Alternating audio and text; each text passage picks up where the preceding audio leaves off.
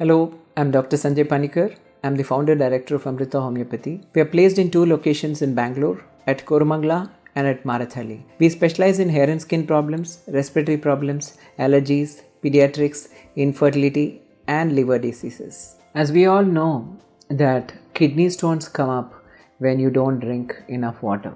This is what most people will tell you, that you're not drinking enough water, so drink more water. And today we find that lifestyle is so hectic that people are all the time busy. Sometimes they even forget to take water. Most of my patients, software engineers, do tell me that I am working so hard, so I sometimes skip taking water. So that is one of the major reasons why the body gets dehydrated, and dehydration will make the urine very concentrated, and when urine is very concentrated, the salts will precipitate and form into stones. So the stone formation happens if you're not drinking enough water. The second reason why this can happen is because maybe you have a strong family history. Many people in the family have a kidney stone issue, so your body is prone for it, and little neglect on your case in your side can also lead to stone formation. Sometimes you take all the care, yet it forms. That's a strong family history, which is the reason for it. Even some diseases, like if you have diseases of the digestive tract, it can lead to kidney stones. Certain diseases like hyperparathyroidism, where the parathyroid hormone goes high, it leads to excessive calcium in your bloodstream, which leads to calcium oxalate kind of stones. So that is also seen in some patients.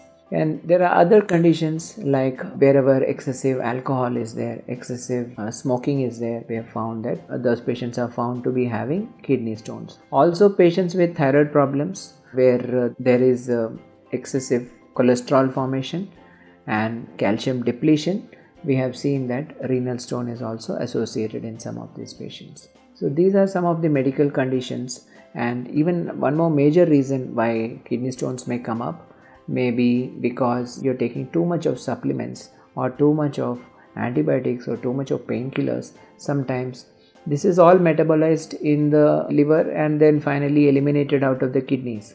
So if your intake of medicines is too much, that also can lead to kidney stones.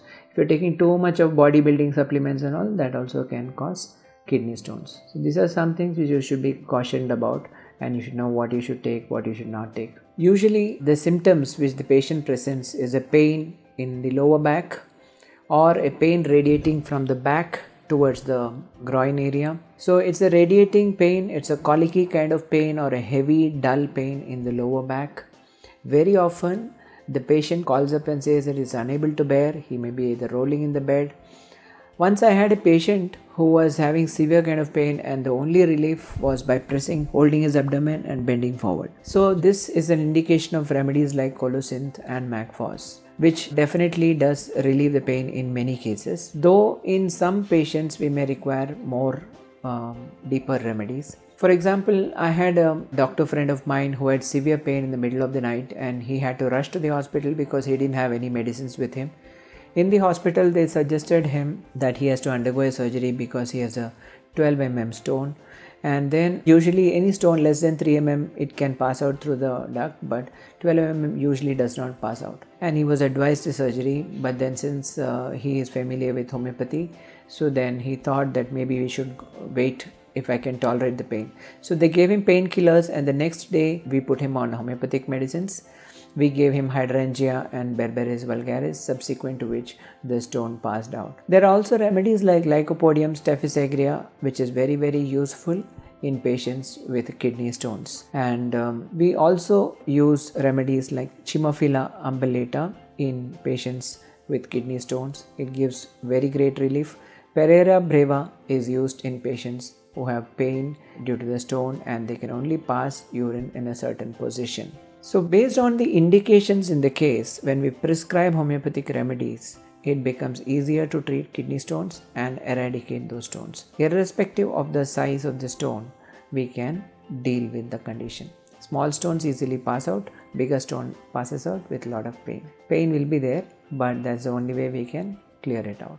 And the tendency for forming recurrent stones can be treated with homeopathic medicine constitutionally.